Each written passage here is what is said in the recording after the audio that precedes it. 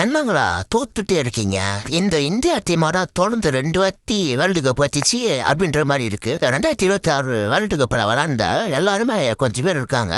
அப்பவே மேட்ச் பாத்தீங்கன்னா தோக்குறானுங்க. ஒண்ணுமே போயில. சீரியஸா பாத்தீங்கன்னா இங்கிலாந்து குத்துட்டானுங்க. சரிக்கு தான் கேப்டன்ஷிப் பண்ண தெரியலையா இல்ல சூரகுமாயாவதான் ஒழுங்கா நல்லா பண்ணாப்பில்லையா? நம்ம கேப்டனை மேட்சை வின் பண்றாரோ இல்லையோ, ஆனா டாஸை வின் பண்ணிடுறாப்புல எல்லா மேட்ச்லயும். வைபவ் சூரியவன்சி அபிஷேக் சர்மா வந்தாங்க. இவனுங்க என்னப்பா சூப்பரா ஆடுவானுங்க அப்படின்னு நினைச்சா அபிஷேக் சர்மா 16, சூரியவன்சி 15.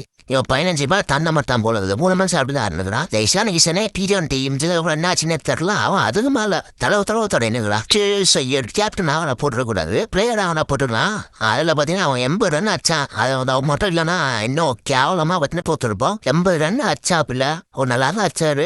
அப்புறம் பாத்தீங்கன்னா ஒரு 158 தான் அச்சாங்க. அந்த அளவுக்கு யாருமே அடிக்கல. நான் பார்த்தா ரொம்ப பேச விரும்பல. ஏன் அப்படின்னா தோத்து மனசை புண்ணாகுறானுங்க. அதனால நான் டக்குன்னு முடிச்சிடுறாங்க. அதுக்கப்புறம் வந்து அந்த இங்கிலாந்து பாத்தீங்கன்னா 14 ஓவர்லயே முஷ்டானுங்க. பில் சால்ட்டு இந்த ஆரிபுருக்கு 2 பேரும் சூரிய முஷ்டானுங்க.